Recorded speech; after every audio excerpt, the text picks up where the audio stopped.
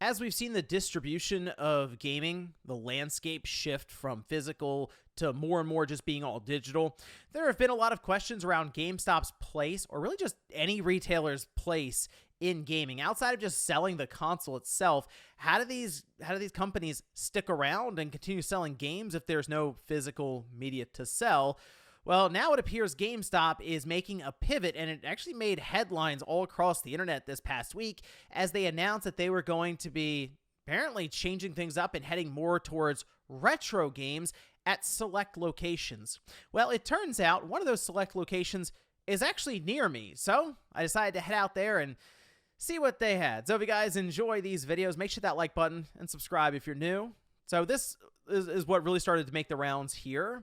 GameStop making this pivot to retro gaming at select location. And a lot of these write-ups were happening during the week as this really had been picking up a lot of steam. And I mean, these are all systems that are listed. And the thing is, this has been ongoing on their website for a while. If you remember, years ago, I actually ordered from their website when they started to do the initiative through their web store, where you would buy games, cross your fingers, and hope for the best for what would show up.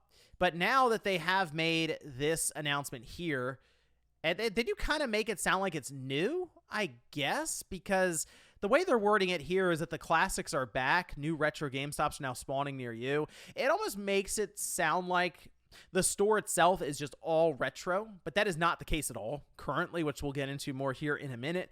But they do list all the different games here, which, I mean, they say goes back to the original Game Boy, the original Nintendo, so they will have cartridges seemingly in stores, which we'll see about that. They do have this retro store locator here, so you can go here, click this button, punch in like your zip code, and it'll at least tell you if anything is near you and how far away it is, which I did. And it turns out one of the GameStops that I'm familiar with, it's like 7 or 8 miles from me, does actually have retro games, or at least is listed here with retro games. So I head out there, I show up, and I am immediately greeted with the retro section, which was this.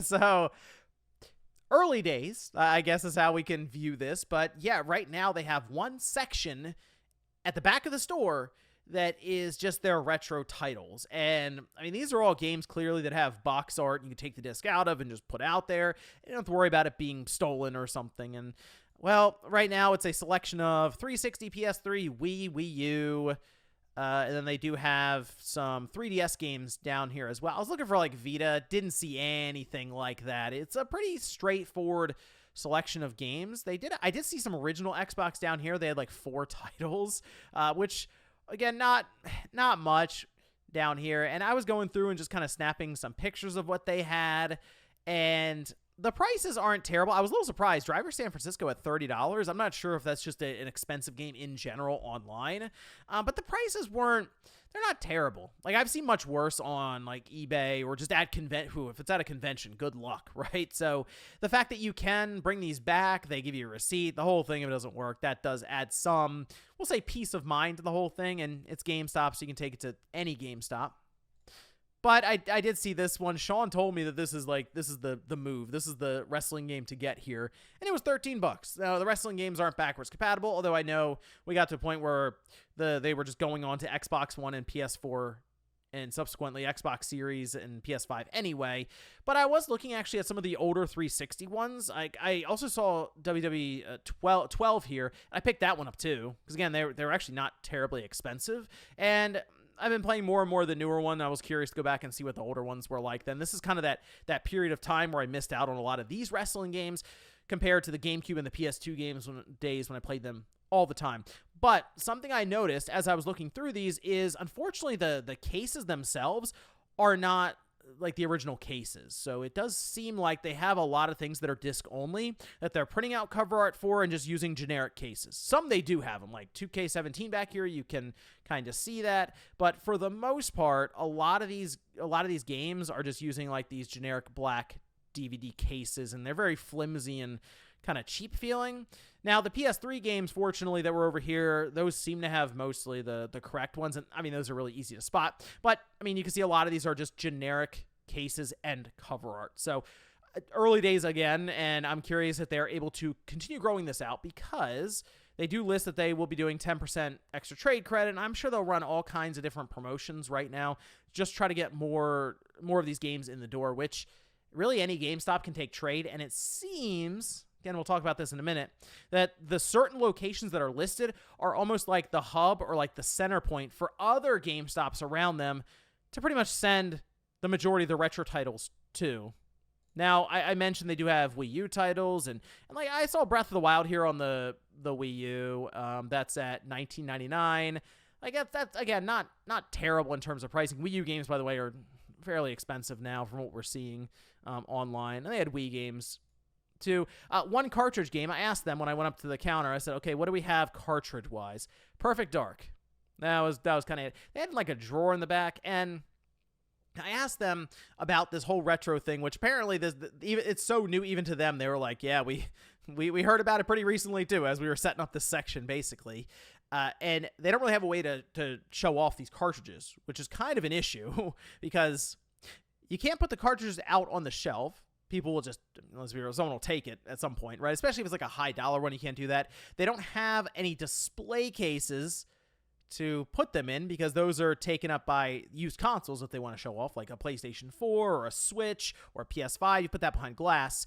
So at this time, they really don't have anywhere to put them. So they're just in drawers in the back where no one can see them. Now, they did mention that if you go into GameStop, you might as well just ask to see if they have cartridges, because what's happening, as I was leaving this GameStop, which I did pick up a few of those like retro games. I grabbed a couple 360 games. I actually got Star Wars Force Unleashed 2 on the Wii. It was like $5, and that was, I remember that was the Force Unleashed and the Force Unleashed 2 on the Wii were very like weird or just different ports of that game, different versions of it. So I grabbed that. I thought it'd be interesting. And I was curious if they had the manuals in the back, and they did.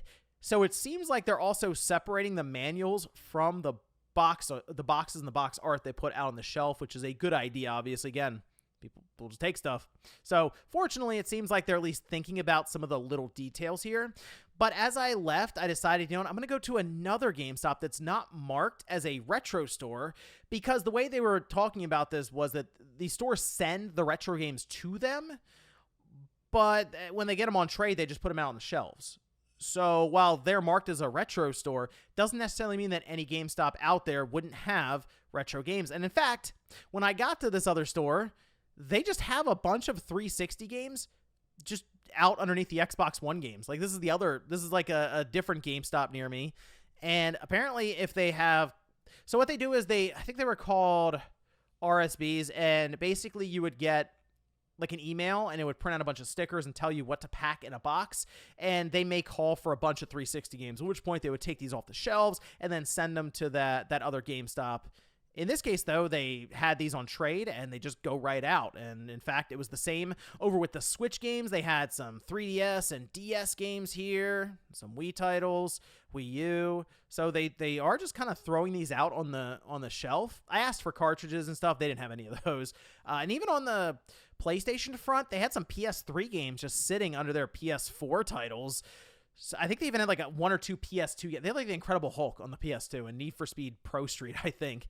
So they just have these that they're collecting now.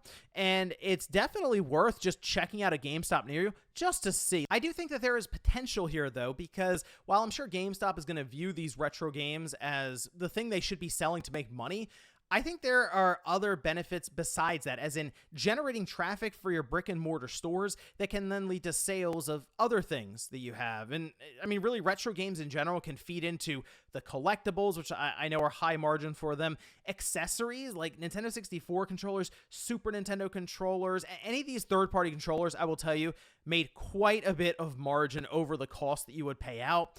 Or even just a range or mix of other used games, maybe from newer generations. It was actually pretty frequent for me to see a PlayStation 3 game, a PlayStation 4 game, a Nintendo 64 game, and then like an Xbox 360 game all get put up on the counter at the same time by the same person. At the end of the day, they're all games, and maybe you want to pick from a range of different generations. It's nice to be able to do that all at one store. With all that said, though, it does seem like a logistical nightmare to get this thing off the ground now. Sure, they have a lot of locations, and if they only have so many retro stores, they can basically use, say, 10 GameStops to then get all the retro trade-ins possible to send to one and then label that a retro store. Sure, I get that. But it's not like these games are growing on trees out there. It's very difficult to come across them. So they would have to do, I think, a substantial investment just to get a bunch of these games into a store. As in, they'd have to go out and just start buying them, like outright. And you're not really going to make a ton of money on those up front. You're probably going to be selling them either at a loss or just at just break even